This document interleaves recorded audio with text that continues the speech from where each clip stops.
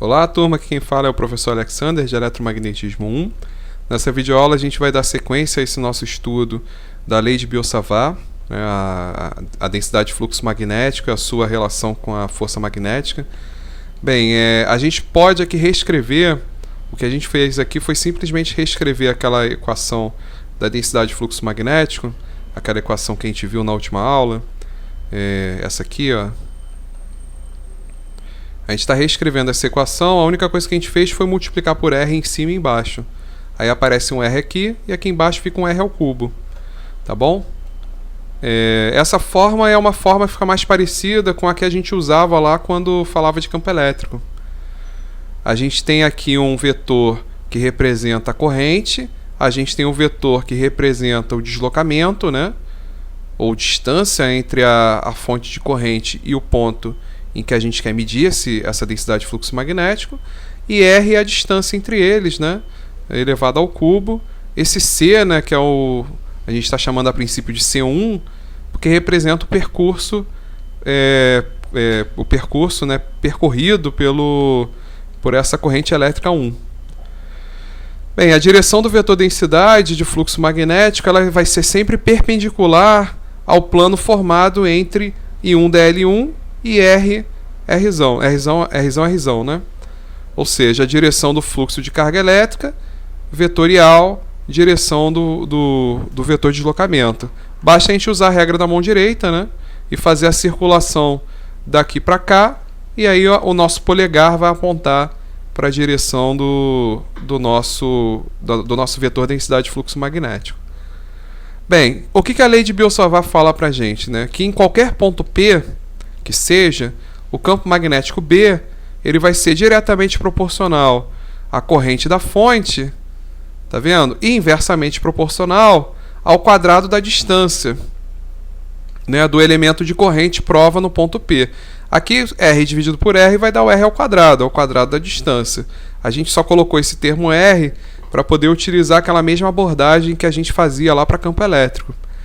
Bem, a direção do campo magnético é perpendicular ao longo do plano formado pelo elemento de corrente e pelo vetor de deslocamento. E o sentido a gente consegue obter pela regra da mão direita. Bem, matematicamente, então a gente vai reescrever, né? Isso daqui é a mesma coisa que está escrito aqui em cima, né?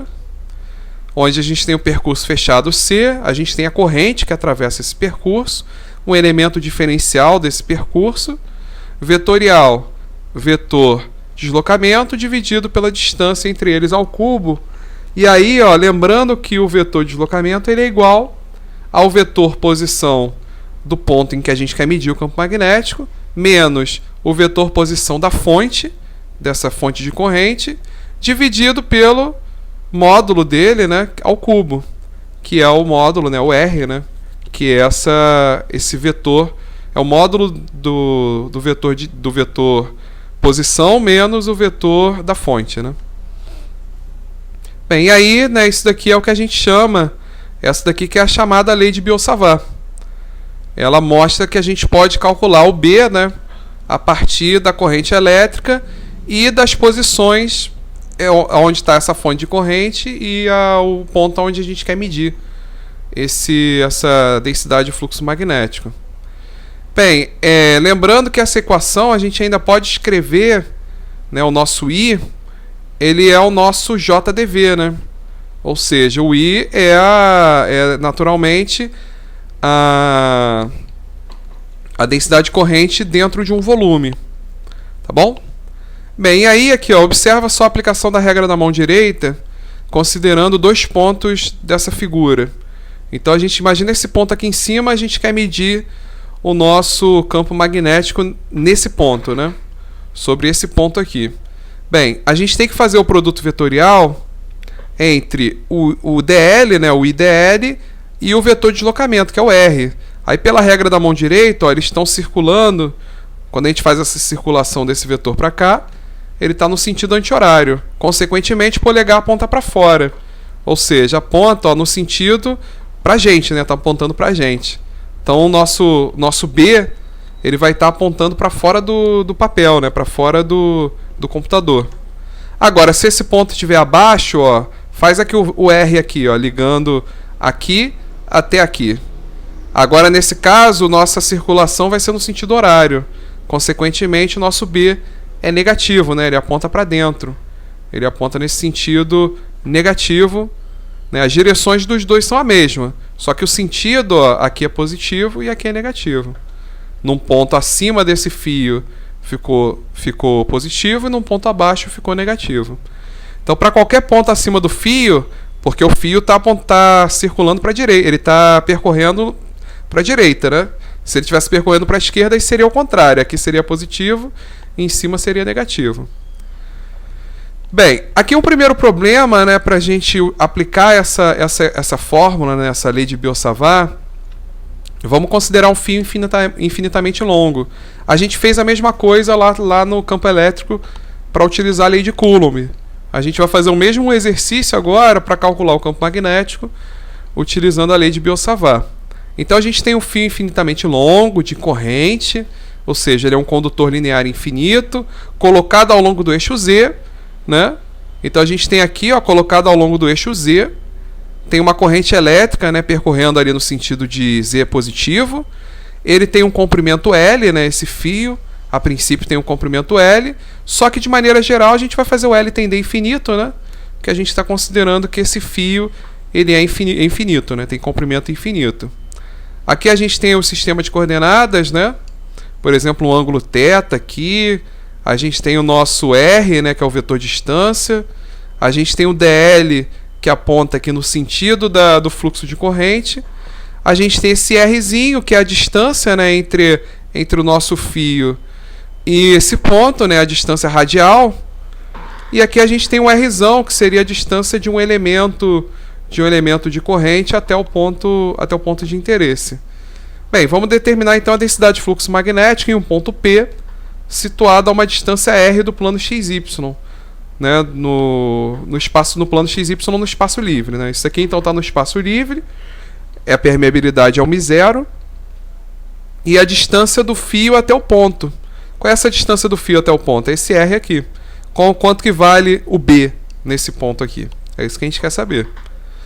Bem, a gente tem que o I dl vai ser um I dz na direção de Z. Ou seja, o dl, que é o elemento diferencial de comprimento, ele é um dz, ele é um pedacinho de Z apontando na direção de Z, né? Bem, quem é o R? O R é a posição aonde a gente quer medir. Essa posição em coordenadas cilíndricas, ela é simplesmente, né, um R apontando na direção de R, esse vetor aqui. E o vetor posição da fonte de corrente, aí ele é um zdz. Ele é um ponto, né, ao longo de Z, apontando na direção de Z, né? Então a gente tem esses dois vetores. A gente tem que fazer, né, para jogar naquela fórmula, a gente tem que fazer um menos o outro, que vai ficar o RR menos o ZZ, né? E a gente vai precisar também do módulo deles, que é só fazer a raiz de R ao quadrado mais Z ao quadrado.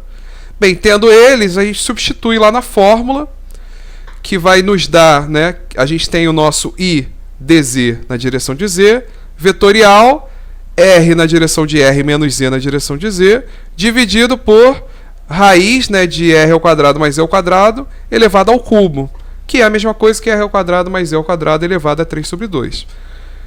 Lembrando que o nosso Z, ele como nosso fio é infinito, então ele vai de menos infinito a mais infinito. Então esse nosso dz, essa integral em relação a Z, vai de menos infinito a mais infinito. Bem, fazendo o produto vetorial, esse termo ZR, então a gente vai ter que fazer o produto vetorial do termo ZR e do termo ZZ. Bem, o termo ZZ, produto vetorial, mede a circulação, né? Então esse Z vetorial Z, a gente sabe que vai dar zero. Só vai ficar então o termo Z vetorial R, que vai apontar na direção de φ. Tá vendo? Então, a direção dele, Z vetorial R, vai ficar na direção de φ, e aí a gente vai ter um termo I vezes dz vezes R, tá vendo? I vezes dz vezes R. Esse I vezes R a gente jogou para fora da integral, então tá aparecendo aqui, ó, μ0 e R, ficou só o dz dentro da integral. E o termo de baixo vai ter que se manter dentro da integral por causa do Z. Como a integral é em relação a Z, a gente vai ter que segurar esse termo. Então, aqui a gente chegou nesse ponto aqui, né, para calcular essa integral. A solução dessa integral a gente já fez ela lá na unidade 3. Então, a solução dessa integral é z sobre r ao quadrado vezes raiz de r ao quadrado mais z ao quadrado. E aí vamos substituir isso no lugar da integral. A gente vai chegar nesse ponto aqui, né? A integral vai de menos infinito a mais infinito. Substituindo z por infinito, vai dar 1, menos, substitui z por menos infinito, vai dar menos 1, aí menos 1 dá 1, 1 mais 1 dá 2. Então o resultado dessa integral toda aqui vai dar 2. Então no lugar dela vai aparecer um 2, tá vendo? Mi0 ir sobre 4π. Esse resultado aqui dá 2, né? Na verdade vai dar 2 sobre r, porque tem um termo r ao quadrado aqui, né? Então olha só, repetindo, né? Esse pedaço aqui vai dar 2, né? Quando substituir na integral. Só que vai ficar 2 sobre r ao quadrado. Então vai ficar mi0 vezes i vezes r sobre 4π vezes 2 sobre r ao quadrado. Aí o 2, né? A gente repetiu o 2 aqui, né? E o r ao quadrado vai cortar com esse r, que aí vai ficar o r no denominador. Aí ainda pode cortar esse 2 com esse 2, com esse 4, né? Que vai ficar 2 aqui. Então vai ficar mi0i sobre 2πr na direção de φ, que é o que está escrito aqui, ó. Então essa daqui, ó, é o resultado de quê? Da densidade de campo magnético, de fluxo magnético, né?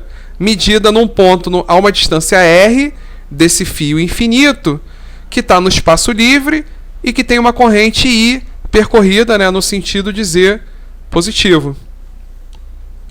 Então com isso a gente consegue, né, medir, né, a densidade de fluxo magnético produzida, né, por esse fio infinito.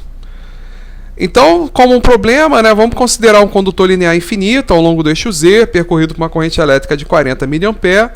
Determine a densidade de fluxo magnético em um ponto distante 0,4 metro desse condutor. Então é só substituir na fórmula. Mi0 é 4π vezes 10 a menos 7. O I é 40 vezes 10 a menos 3, que é mA. Dividido por 2π vezes a distância, que é 0,4. Fazendo essas continhas na direção de φ, né? Fazendo essas continhas, a gente vai ter 2 vezes 10 a menos 8 na direção de φ, Tesla, que é a medida para a nossa densidade de fluxo magnético. Tá bom? Bem, então na próxima videoaula, a gente vai ver outro problema, que é o problema da espira circular, também aplicando essa lei de Biot-Savart. Tá bom? Valeu!